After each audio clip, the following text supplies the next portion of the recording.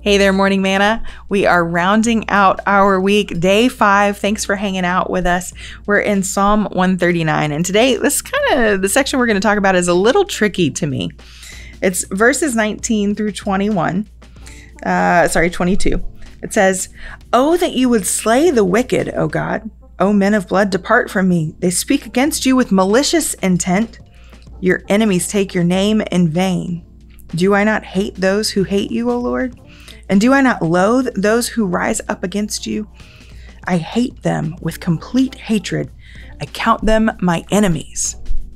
It's so funny in the midst of this passage where David is talking about how intimately God knows him and how vulnerable we are before the Lord.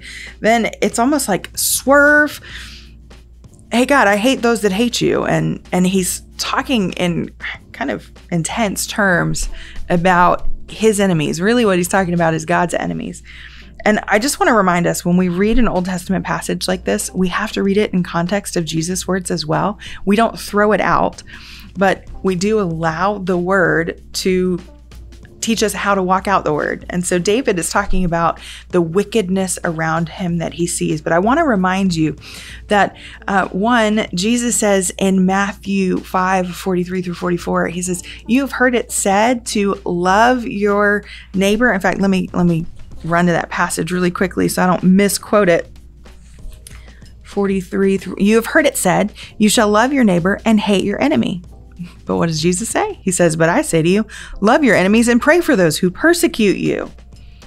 And then Paul in the book of Ephesians reminds us that we don't wrestle against flesh and blood. Yeah, we come against very real enemies, and sometimes it feels like our enemies are the people around us.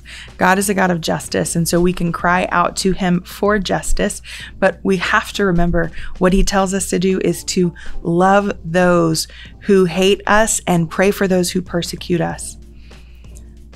So when it feels like people are against us, or when we recognize that people are living in a way that is contrary to God and it seems like they are his enemies, what do? We remember that his enemy is Satan, and we stand and we pray for the people that we see who are not our enemies. They're the ones Jesus came and he died for, just like he died for you and I. So as we read this passage, let's think today, who is it that you want me to pray for? Who am I wrestling with or feels like I'm wrestling against? Let me pray for them. Pray that they would encounter the life-changing power of Jesus Christ. See you tomorrow.